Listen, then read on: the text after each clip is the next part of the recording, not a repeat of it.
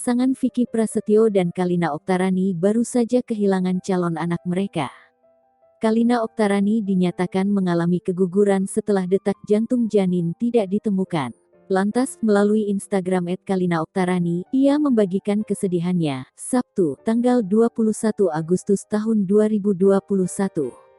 Istri Vicky Prasetyo itu membagikan foto berwarna hitam dengan keterangan foto yang panjang. Kalina Oktarani mengungkapkan sempat meyakinkan diri bahwa bisa berjuang bersama-sama, hingga diharapkan ia dan suami bisa dikaruniai momongan keduanya di tahun depan. Akan tetapi, ternyata takdir berkata lain dari keinginan Kalina Oktarani dan Vicky Prasetyo.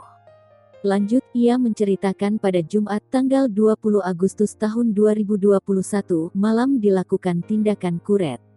Kalina Oktarani ditemani oleh sang suami, mertua, serta anak pertamanya dari Deddy Corbuzier.